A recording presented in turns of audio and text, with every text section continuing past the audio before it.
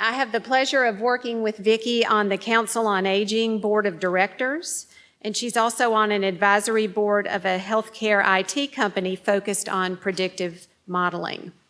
In late 2011, Vickie joined Leading Age Tennessee, an association of senior care providers, as its interim executive director. She's now completing a 2-year term as executive director and will focus full-time on QEC partners starting in 2015. Vickie will talk with us today about emerging technologies that can improve care for older adults. Please welcome Vickie Harris.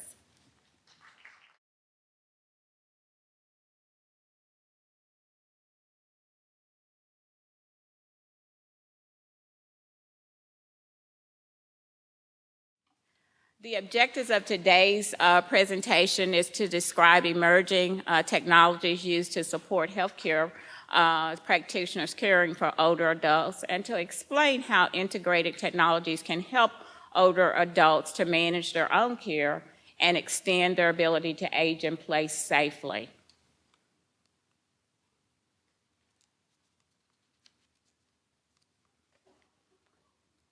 I first want to start off and kind of talk to you just for a minute or so about the stakeholders. As you all know, the Affordable Care Act has been a catalyst for change as far as care delivery is concerned. And in no way do I want to communicate to you today that technology is a silver bullet.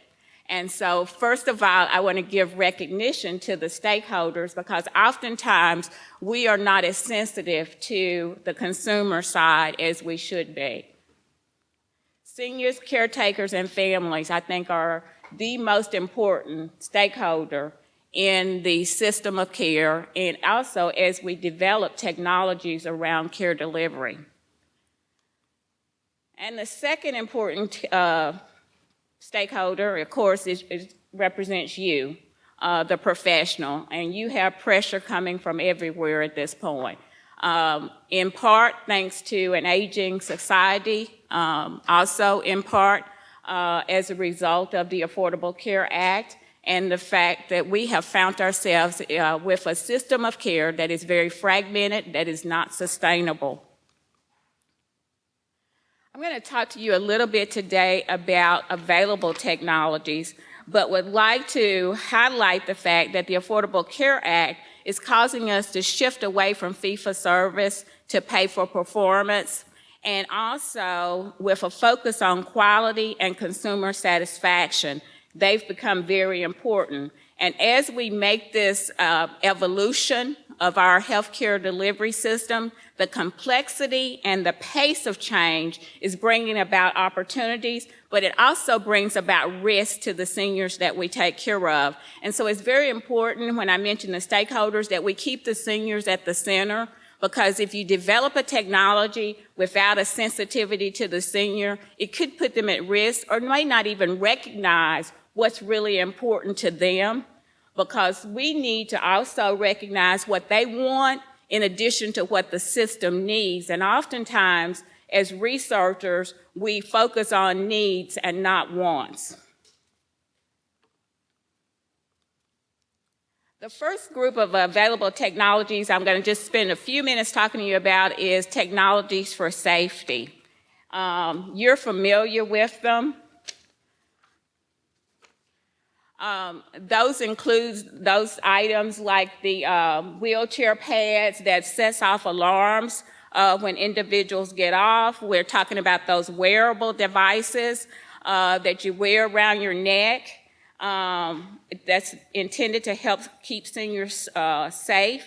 We're probably in about the 3rd generation of the development of those, with some of them having capabilities to connect to internet and to other wireless technologies, but for the most part, they are localized type technologies, and they focus on fall prevention. And so they're dependent on staffing levels, signal flow, and process flows. And so, as I said before, these are not silver bullets for falls. None of these technologies should be considered silver bullets. They need to be integrated with high-performing staff, competent staff, as well as models of care around that individual. The next set of technologies that we're seeing developed are around safety wearable. Having been a nursing home administrator for 20-something years, I can tell you that that first generation of wearable safety was the ankle bracelets for your Alzheimer's dementia patients and wanderers, and the wrist bracelets. And as you know, a large percentage of my residents spent the majority of their day trying to get those off, and some were very successful. So we've come a little bit further along the way, and we will continue to evolve. So now we've actually got technology, GPS technology that's embedded into shoes. So it doesn't have the same challenges that the bracelets, the wrist and the ankle bracelets had. We're also seeing GPS sensors integrated in order to detect Alzheimer's and dementia disease. So we'll continue to see this rapid evolution of technology in these various areas, just as we've seen from the wrist and the ankle bracelets to embedded in the tennis shoe.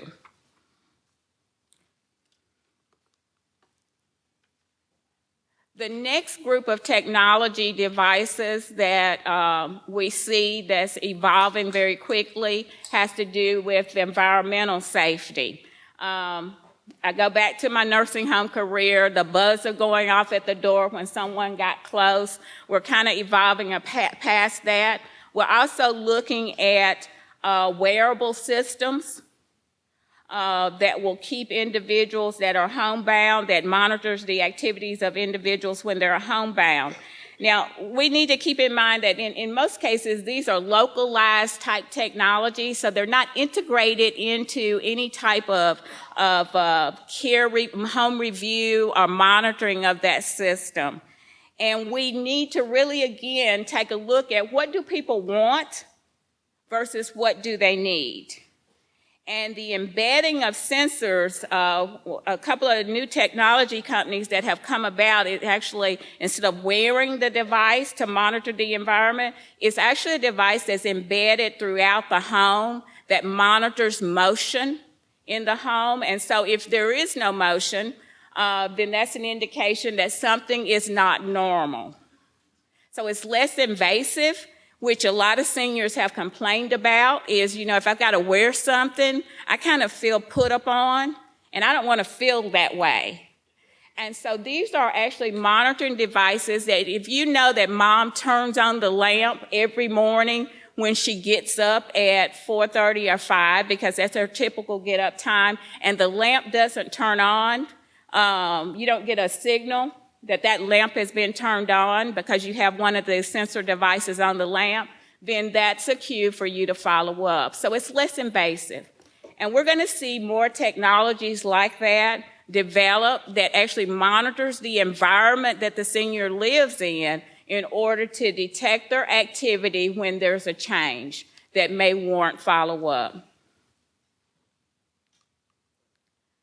The next area of technology that we're seeing evolve pretty quickly is around safety of the environment, and fires is one of the major concerns that we have relative to seniors continuing to age in place independently.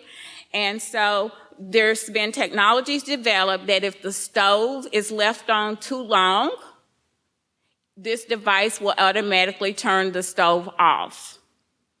And so what I always say is we're developing technology for those at greatest risk, seniors, but oftentimes these technologies have applications to others as well. I know college students, huge issue with them leaving hot plates, things of that nature on, devices on. So the technology that we're seeing develop to focus on the needs of seniors actually have applicability beyond just seniors. The system can also, if it's unattended, it can be hooked to a a device that communicates with whoever the designated caregiver is for that individual as well. And just to share with you a funny story, my grandmother died from, went through the stages of Alzheimer's disease, and during, I think maybe the second or third stage, she loved to launder.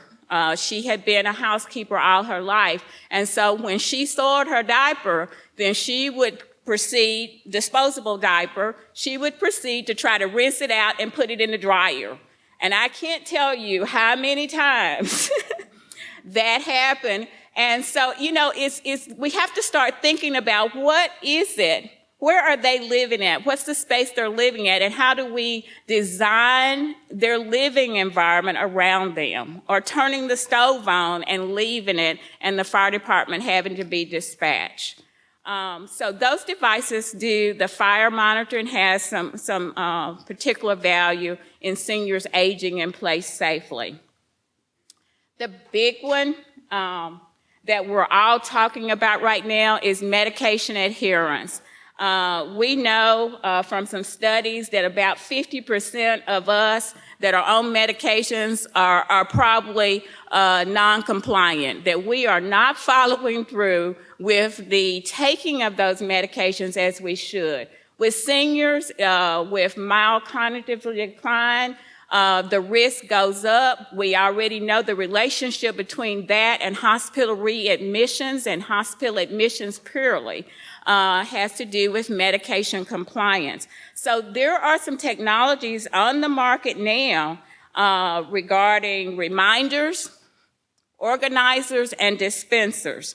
Now, most of these depend on somebody loading it up and taking a look at it periodically to make sure the medication has been taken. But technology in recent years has actually allowed us to take the dispensers to the next level, in that the dispensers can be monitored from a remote location. So there are unmonitored dispensers as well as monitored dispensers, as well as some electronic medication reminders as well.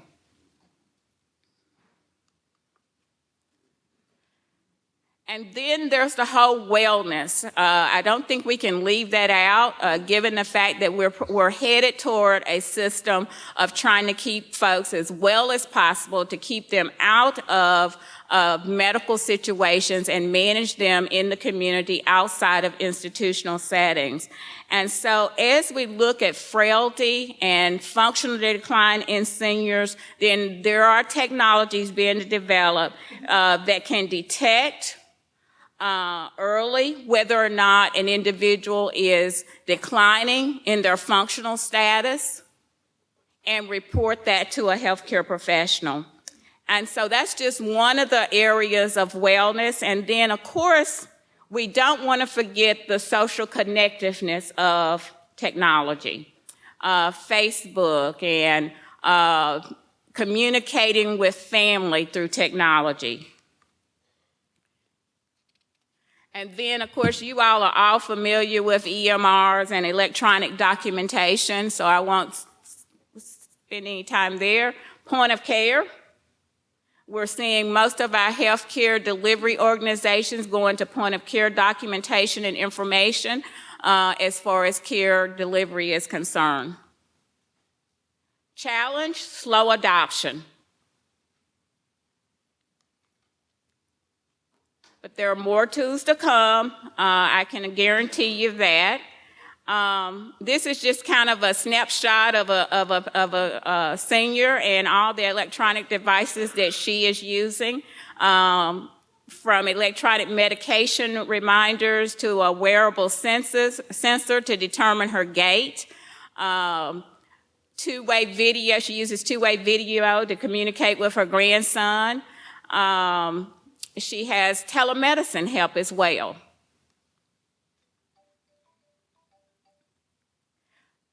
And I want to this was a real quick presentation, so I just hit some high points. So what I'd like to end on today is just to show you a 2-minute video of how how technology has been was incorporated into the life of an individual.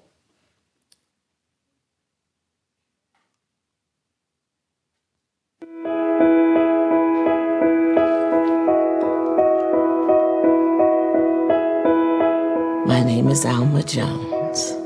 I have my aches and pains for sure, but I never thought I'd live on my own in my 80s. Hey, Mom. I hate seeing my mom get old, but I think what impresses me most about her aging is that she's taken charge of it. She's had electronic records of her medical history and her current medications created so we don't have to sift through a lot of paperwork. Mom? Danielle, get my phone. I think Grandma had a stroke. Alma's stroke has left her weak on her right side, and she's having difficulty walking. Because Alma's in a care network, we had her entire electronic medical record when she arrived. We received Alma's records and activated a care plan for her. It monitors and reports her progress to everyone in the network. Good job. These systems alert caregivers who can be with her right away. In addition, Alma will have a personal emergency response system that can automatically detect falls. This really is the future of aging.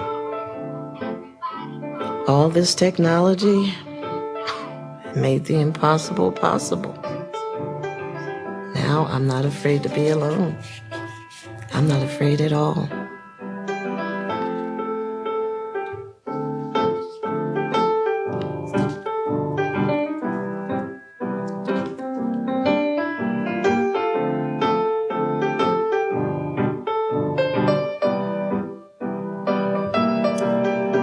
And in closing, I just want to again emphasize it's not about the technologies, it's about the seniors and the consumers and their needs and us wrapping technology into integrated models and programs that meet their needs. Thank you.